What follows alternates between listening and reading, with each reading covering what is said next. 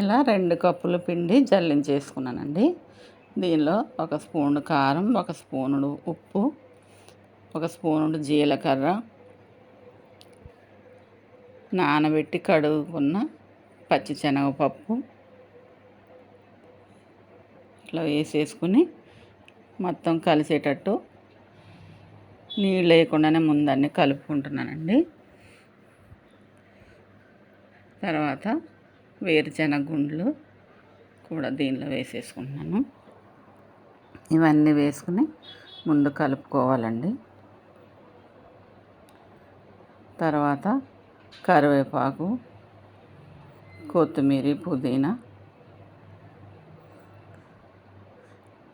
Cut చేసి పెట్టుకున్న ఉల్లిగడ్డల ముక్కలు,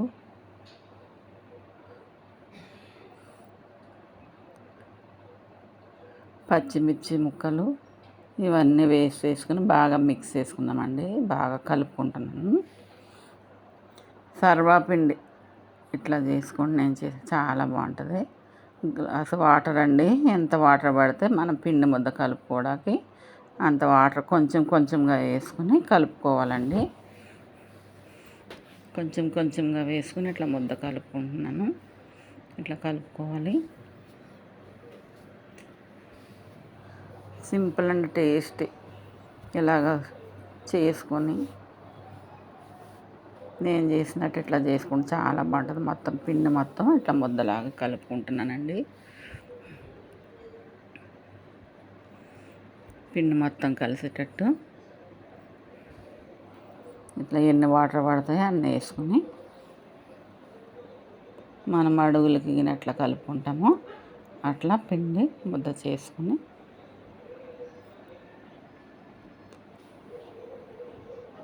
అట్లా ముద్ద చేసుకుని అట్లా ఒత్తుకొని మళ్ళీ వేరే ప్లేట్లోకి ట్రాన్స్ఫర్ చేసుకున్నానండి. దీనిలో 1 స్పూన్ అంతా ఆయిల్ వేసుకున్నానండి. ఆయిల్ వేసుకుని ఇప్పుడు మళ్ళీ ఇది కూడా మంచిగా కలుపుకుందాం.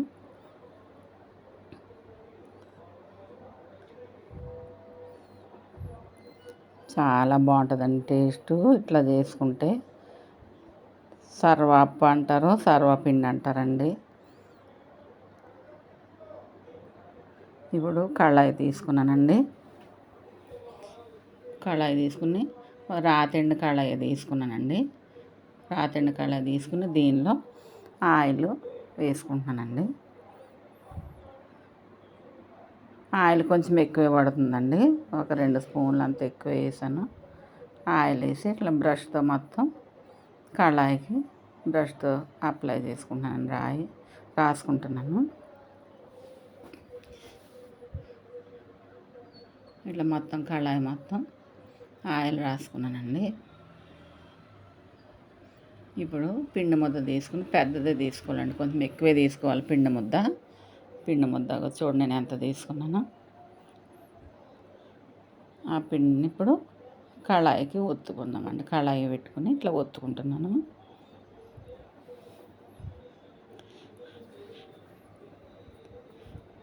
ఇట్లా మొత్తం కళాయి మొత్తం రౌండ్గా ఒత్తుకోవాలండి. ఆ పిండి ముద్ద ఎంతవరకు వస్తే అంతవరకు కళాయికి ఒత్తుకునేవాళ్ళండి. ఎంతో ఈజీగా ఉంటుంది. టేస్ట్ కూడా చాలా బాగుంటుందండి. ఇట్లా మళ్ళీ కళాయికి మొత్తం ఇట్లా ఒత్తేసుకొని ఇట్లా మొత్తం రౌండ్గా చేత్తో ఒత్తేసుకుంటున్నానండి. ఇట్లా ఒత్తుకుంటే మరి పల్చగా కాదు, మరి మందం కాదండి. మధ్యస్థంగా ఈ ఈ సర్వపిండి అనే అప్పాన్ని ఇలా ఒత్తుకుంటున్నానండి.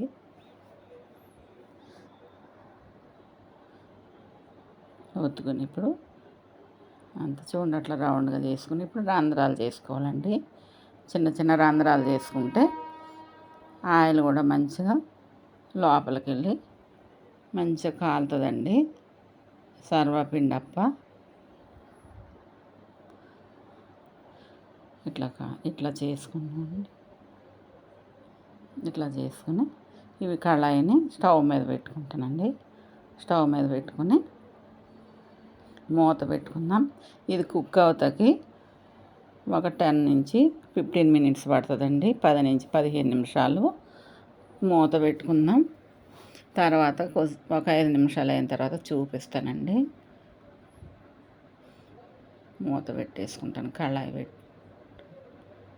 మీద పెట్టుకుని స్టవ్ మీద పెట్టుకుని మూత పెట్టుకుందాం. ఒక 5 నిమిషాల తర్వాత మళ్ళీ చూద్దామండి. ఒక 5 నిమిషాల తర్వాత అట్లా ఆయిల్ పైకి తేలుతుందండి. చూడండి, సర్వపిండి మీద అప్ప మీద పైకి ఆయిల్ తేలింది. అట్లా ఆయిల్ తేలింది కదా. ఇప్పుడు కొంచెం గుంటల్లో కొద్దిగా ఆయిల్ వేసుకుంటున్నానండి. మనం రంధ్రాలు పెట్టాం కదా, ఆ రంధ్రాల్లో ఆయిల్ వేసుకుంటున్నాను. చక్కగా కుక్ అవుతుందండి. సర్వపిండి అనేది మంచిగా కుక్ అవుతుంది. ఇట్లా రంధ్రాల్లో ఆయిల్ వేసుకుని మళ్ళీ మూత పెట్టుకుందాం. మూత పెట్టిన తర్వాత మళ్ళీ చూద్దామండి. తర్వాత 10 నుంచి 15 నిమిషాలు ఖచ్చితంగా పడుతుందండి.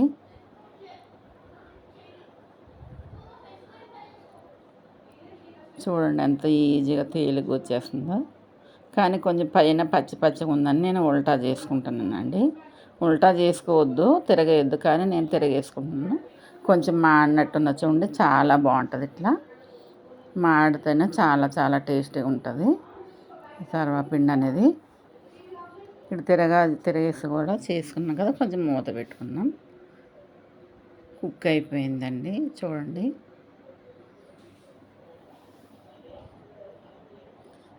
ఎంతో టేస్టీగా ఉంటుందండి.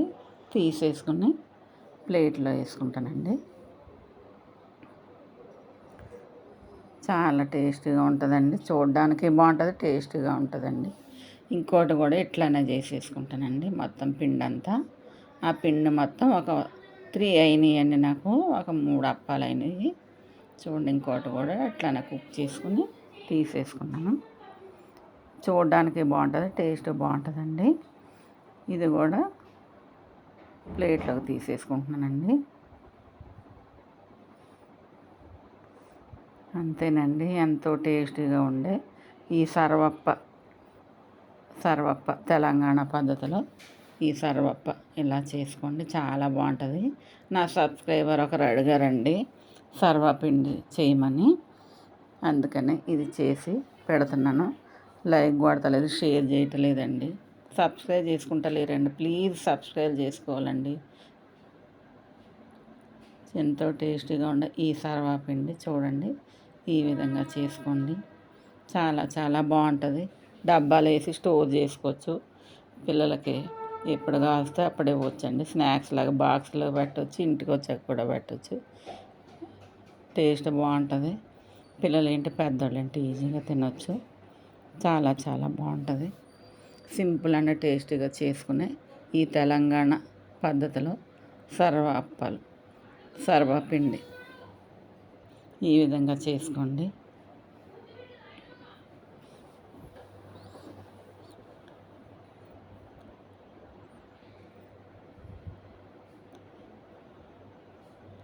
విరిచి చూపిస్తున్నానండి, చూడండి.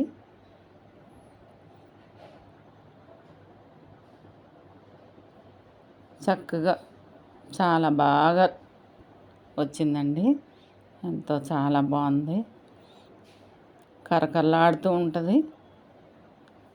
నేను చేసింది ఈ సర్వపిండి మీకు నచ్చినట్లయితే లైక్ చేయండి, షేర్ చేయండి, సబ్స్క్రైబ్ చేసుకోండి.